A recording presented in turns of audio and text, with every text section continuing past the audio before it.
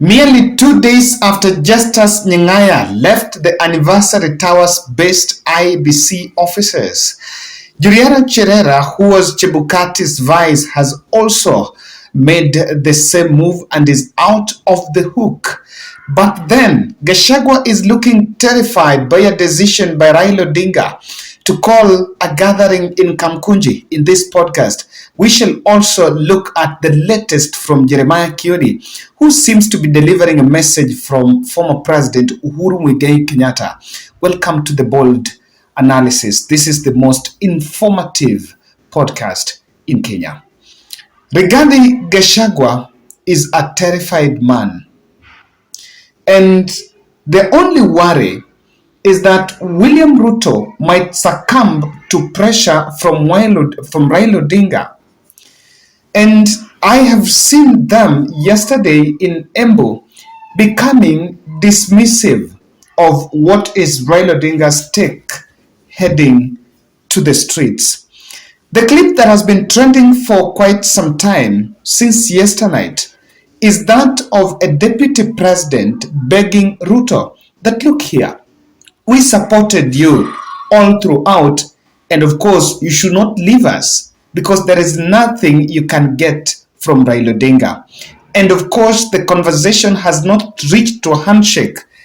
And I'm wondering, why is Gachagua getting worried, really, that Raila is heading to the street?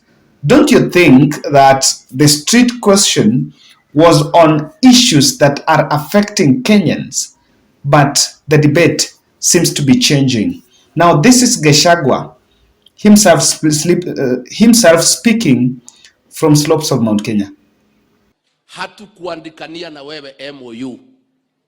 Hakuna condition tulikupea hata moja. We trusted you and you trusted us because we knew you are men of honor and integrity. Siku ya kupeana viti imefika. You even gave us more than we had expected. And we are truly very grateful. Na tunafurahia. Hata viongozi wetu wote hawa kina Keng'ang'i nini hawa. Mngoje. Horai. Tigai maodo maiki. Tupeleke rais pole pole. Sawa sawa. Mambo iko mzuri tutapanga. Vile governor amesema. Huyu mzee sisi tunamjua. Sisi tunamuonea inaitwa 18.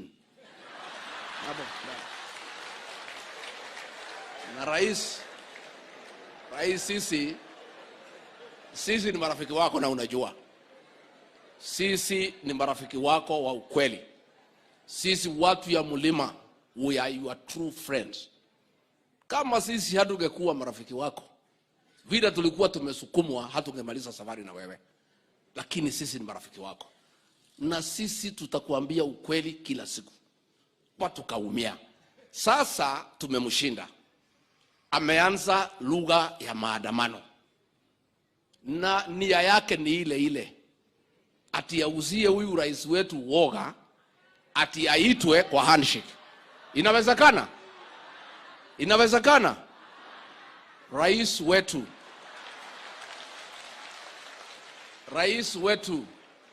tunakuomba tukiwa hapa kwa mlima, president wetu. Sisi tumechangia kiasi kikubwa kwa serikali yako. Hiyo mzee hatutaki kwa serikali yetu. Na huyo mtu wacha afanye maandamano asubuhi, saa 7 jioni, hakuna handshake. And the reason is one. The handshake. And so, should Ruto rule according to the Mount Kenya prescription?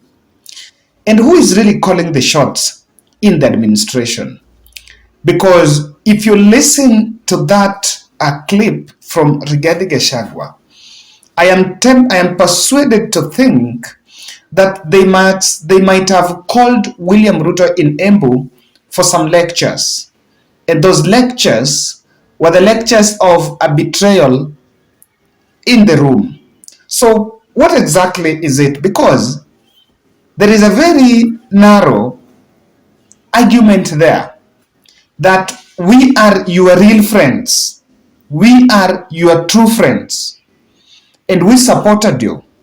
So do Gachagua feel insecure that President Ruto might make new friends that he thinks are not the real friends?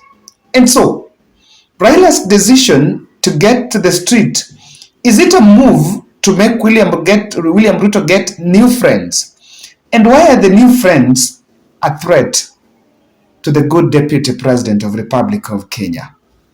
Guys, why is Gachagua terrified? I don't know what's your take. Monday morning, Kenya Kwanza unleashed a Twitter battalion on Raila Odinga with two key messages. And the messages was, demonstration will not solve the problems that Kenya is facing. And number two, Cherera and the team are leaving the commission one after the other. And that was the reason why Raila was calling for that public gathering. So is it suffice to say that all the reasons for Raila to call Kamkunji gathering have been depleted and there is no need for it? Oh my goodness.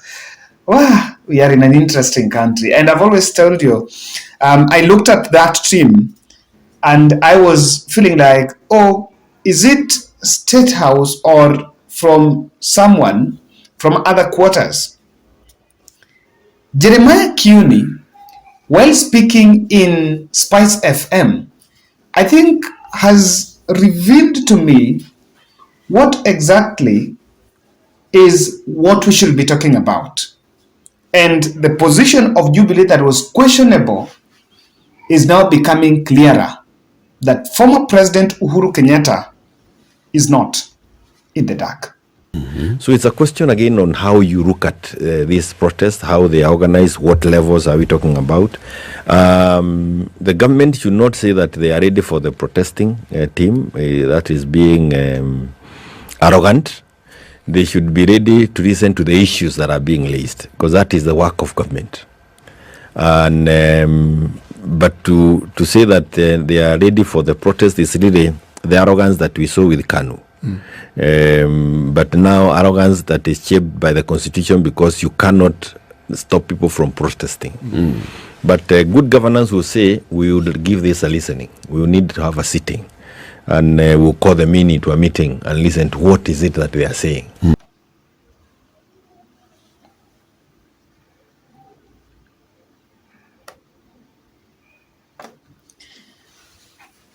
And so, guys, this is a tool that is in the constitution and that has been used over time.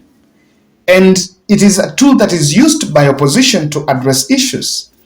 We have seen other strategies like walking out of parliamentary sessions and abstaining from maybe some bills or some business in the National Assembly. And Gachagua is consolidating every reason to demystify the real problem that Raila Odinga is planning to address. Why do you think he's creating some safeguards on this illusion, on an imaginary handshake? Because we are talking about a handshake, but if you ask me, it's just something imaginary that actually no one has confirmed, no one have spoken about anything close to a handshake. And so, guys, Patrick Lumumba, I want us to look at this narrative. Patrick Lumumba, in a tweet, is asking Raila to rethink the decision, since the protests should be his last resort. So the question is simple. What else is on the table?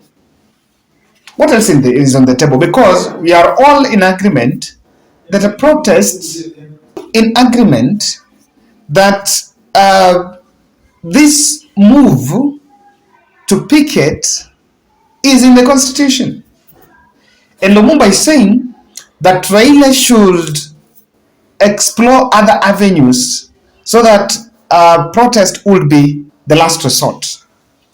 I don't know whether you guys have other solutions and what exactly you, and I understand that this issue is is very emotive. It has those who support and those who oppose. For the team that are strong critics of that Raila's move, I think it's also wise. We really get to understand everyone else is talking about alternative solutions. I have seen a host of Nyanza leaders who failed in the last general election are saying that protest is not going to help our people, and so we want development, which is fine. There is the elective leaders, and in terms of development, I don't think it is a favor that it's to be given to the people. So what are the avenues that are available?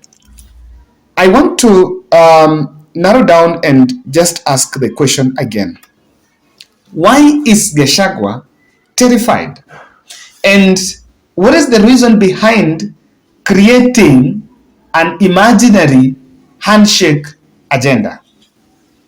Is there something that the Nyeri politician knows that both me and you are not privy to? Kindly subscribe to our channel, click the notification bell, and also like our video.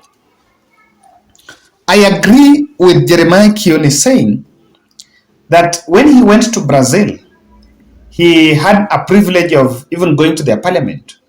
And he realized that every day there was a protest, and there is a place that has been given within parliament environment where they protest, and that protest is a way of bringing government to the table. But this is the point. I want to agree with this narrative that Raila wants to bring William Ruto to the table. I want to agree, honestly, that may be the biggest issue to come through. And so, if Raila brings Ruto to the table, do you think that someone is going to suffer?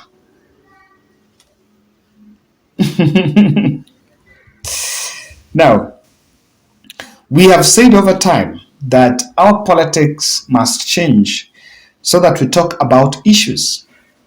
But the obsession and a rigid thought of propagating the hate and antagonistic messages across tribal lines is a currency that I don't think we are ready to let go. We are not ready to deplete it. I see my understanding could be regarding Gachagua feels that Raila is just out to take a share of the national cake. Because yesterday when he was speaking in Mary, he actually said that Mtukufu Rais, you don't need Raila because there is nothing that Raila is going to add. If you want people to help you, then siata hapa Embu kuna watu. And so, I think that what is misguided is this. If there is a national cake, if there is a cake that is going to be given to Raila, that cake might not go to Raila himself. And Raila also have a constituency. If Gachagua feels that when Raila is around, there are some few Luos, some Luyas, and some people who are going to get stake in government, so what is wrong with that? Huh? So what is wrong with that? Because all of us pay taxes. That's the point. All of us are paying taxes. So if you feel that if Raila is in the fold, then some few Kikuyus are going to miss because some Tuluos and so are going to get it, so be it. What's the problem? Because you want to mainstream development. So I don't think that argument is quite solid. But the punchline is this, that Rigathi Gachagua is planning and is really crafting every strategy to become the next Mount Kenya kingpin. Any possibility of Raila Odinga turning down on President William Ruto will be the emergence of former President Uhuru Kenyatta. The biggest threat that Rig G is seeing is not Raila, is Uhuru Kenyatta. And what he would actually want is what was said in the campaign trail, that look here, Raila is done, tumemweka kwa wheelbarrow, and Uhuru is done, is in Chaweri. I think we need to differentiate what are political narratives and the realities. And we must grow out of it. Without that, we may not even help the situation. Re-emergence of Uhuru is the big problem. And I've always said this, if Raila is not on ballot and Raila tones down, really, William Ruto will not be under pressure to pick Kikuyu as the VP. You can consolidate the other regions and pick VP from anywhere, and life still goes on. So these are some of the things that are at stake, and that's why there is a safeguards. The currency of using Raila hate messages in future elections, I want to agree that it will come to, it may not last for long. And that is what the politicians must actually understand. That Raila will be here with us. By the next 6 or 7 years, I don't think he will even be in the ballot. I'm so cautious not to restrict to 2027. But then, that conversation may not be with us in the next 6 or so years. And so when he will not be on people's lips, so what are you going to use? And why don't you think outside? Just GEMA. This country and this administration was actually put to power not because of exclusively Mount Kenya votes, if indeed it was on the vote. That's the end of it. I want to finish this analysis by saying that, guys, I was reading to the story of the Kenyan who shot wife and the kids in US. And it's a very heartbreaking story. My good friend William was talking to me about it yesterday. I've read the story after just a day after celebrating the birthday of the wife.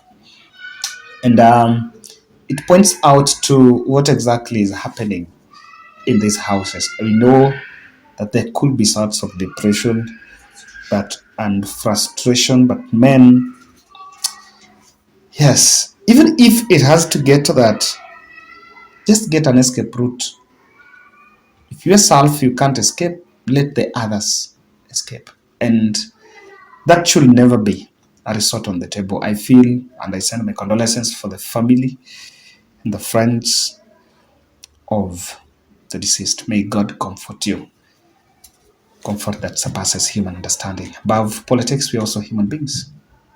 Yes. And guys, also, Skyban's channel had issues, so he has a new channel. So kindly check Skyban too. And I'll also share his video in this channel. The community can let's support each other. The spirit is lifting others. That's how also God lifts you. Thank you.